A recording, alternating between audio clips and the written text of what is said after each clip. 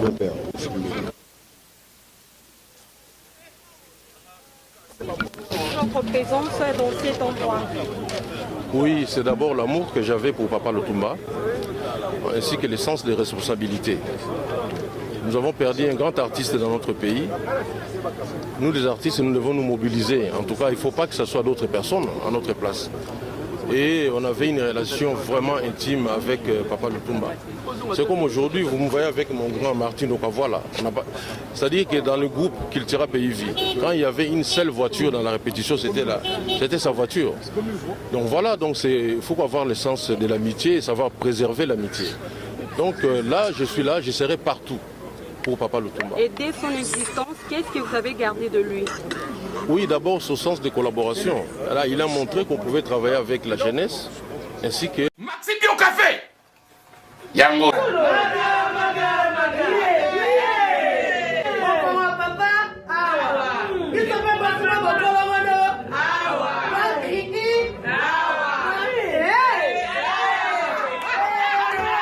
A connaît pas demande Hémorroïde. Oh, diabète. une année avant. Sous réserve. Yango te. Bon, bah, tu poses à cas, yo, moko. Expliquez mon ninga, soit un problème, la couple. Expliquez, maman. T'es loco, ils ont mon sabi sur la couple, yango. Tout ok. Bio café et au salaction de lengue. Tomé la cana bino yango. Force Mbetu. Danger. Maxi Bio, café original, bande kotomela yango pour la santé na biso. C'est de sa génération. Hein? On se rappelle même que Ferré a chanté une de ses chansons. Donc c'est ce que j'ai appris, la collaboration avec cette sa génération ainsi qu'avec la jeunesse. C'est pourquoi j'ai commencé même ça avec Héritier Watanabe. Tout ça, je suis en train d'être chez Papa Lutumba. Et puis j'ai gardé le fait qu'il ne voulait pas qu'il y ait des chansons obscènes. Hein? Toutes les chansons de Papa Lutumba, vous pouvez les regarder en famille. Voilà, donc c'est ça, c'était ça aussi son message. Quand vous venez de le dire, l'existence de Papa Lutumba a laissé des traces. Et qu'est-ce que vous demandez aux musiciens congolais? Aux musiciens, c'est pas évident, hein? C'est pas évident de donner des conseils. Mais moi, je leur dirais, suivons tous les traces de Papa Lutumba. Un mot qu'il a fait pour la famille? Oui, pour la famille, d'abord, je remercie beaucoup l'Excellence Vital Kamere qui a reçu la famille hier. Ça, c'est une action qui nous a beaucoup touchés, ainsi que tout le sérieux que la famille est en train de mettre pour l'organisation. La famille n'est pas là pour bouder, non, elle ne boude même pas. Hein, on sait que par moments, on n'était pas très regardant vers la famille, mais elle a excusé toutes nos erreurs et on continue ensemble avec la famille. Merci. C'est du Japon, Bilamba. Ouais, bonjour, Bonne santé, papa. Santé, ma bé. Mabe vraiment c'est fait zalara mabe ko ka sama Papa Lutumba sala ki ondeni taka yo mwana lingo ala pena seke seke Japon koko sala ki ondeni Ouais ngata ke seke koko Papa Lutumba charge à lingo là charge à léopard de la sap na maramba bilamba déjà musique ndingu bambo ouais wana petit na ngai ona lakisa bilamba bani yo bongo na musique te wana mwana na ngai wana mwana do makama mwana na micho za tenga na ya Papa Lutumba bani atake koko na ngai.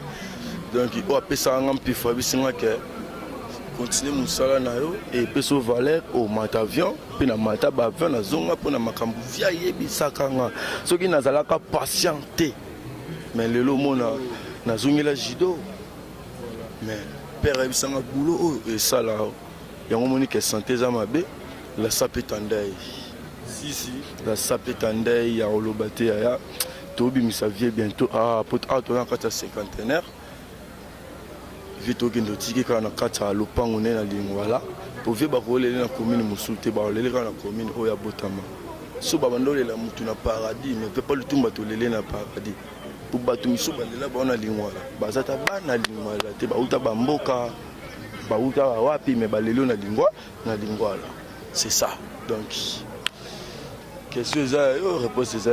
merci beaucoup c'est que Japon et Bilambe Belé na monyo telemi makasi papa chef monyo telemi makasi vraiment Maxi Bio Café Yango.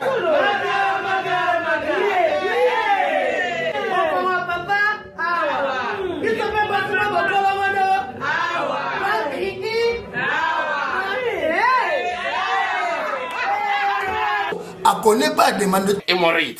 Écoute, oh, diabète. En année avant. Sous réserve. Yango te. Obomba te pozaka yo moko. Expliquer moninga so na problème na couple. Expliquer maman. Te loko ezomomisa biso na couple yango yo. Tout ok.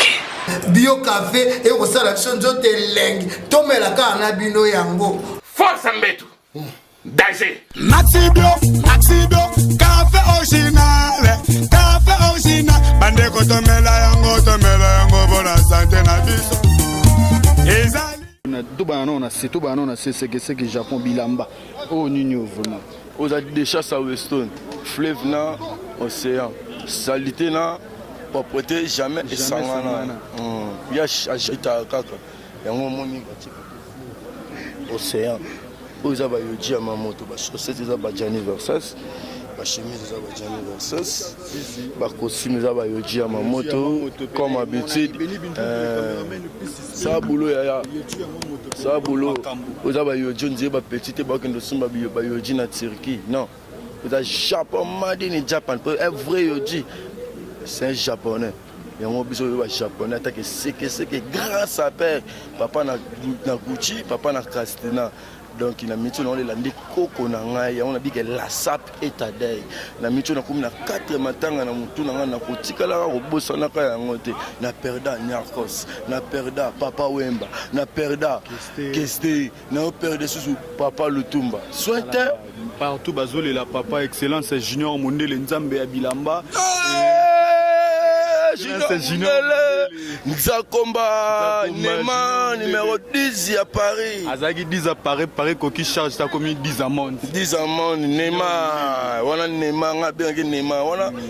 Masana ngai Junior Mundele la kanso Hollande c'est que Japon to zane na ndenga bakini ya nenga fa ya forme nenga jeté Junior Mundele Nzakomba ya yango na malgré to solo lité pona papa Lutumba ta flair otindi tate souhaite e kauke zoya baza kauke zo kita kala mingi to zana bango wa baza kauka pene zoya o Junior Mundele Flair ba yo déposer Flair na bango et Martin Masinda elamba ne lamba mbote na esiko zali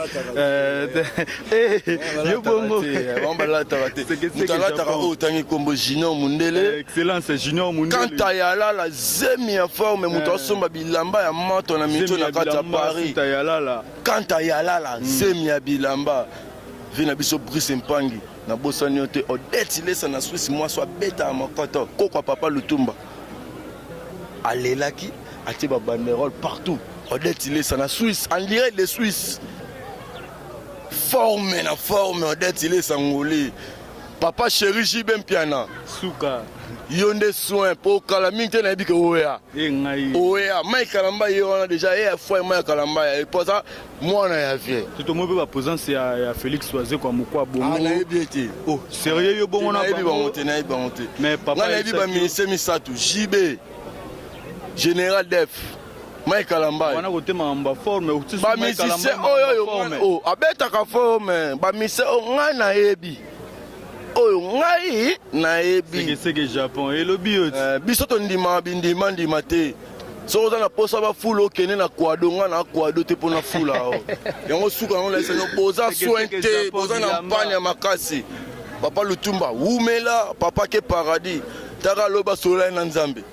Nzambe bise na pesa ki yo makambo sali yango taka via lakini mokolo na kokufa kake osani ni ekobeta kake beta mokolo na kokufa kake ekobeta c'est que moto na nga bakamata basala moni motala mutu na 24 soki mopaesa ayeba sa nini bamemele sangoko yango amona Moiscantenne c'est que Japon c'est que Japon sapetandai na rolela lisusu te na minute na zide ya courage pour na bika vie ake paradis papa Lutumba lingwala toujours Washington merci beaucoup c'est que Japon Izuan attaque le léopard de la sap na bosante ekeko masana nga ekeko Macron papa Macron les soldats ba Joe Grada banani chinois de Kina kata Paris John Sambi toujours papa merci beaucoup merci beaucoup c'est que Japon Bilamba merci beaucoup napesi boss na ngai John Moke le patron de Maxi Bio Café Mbote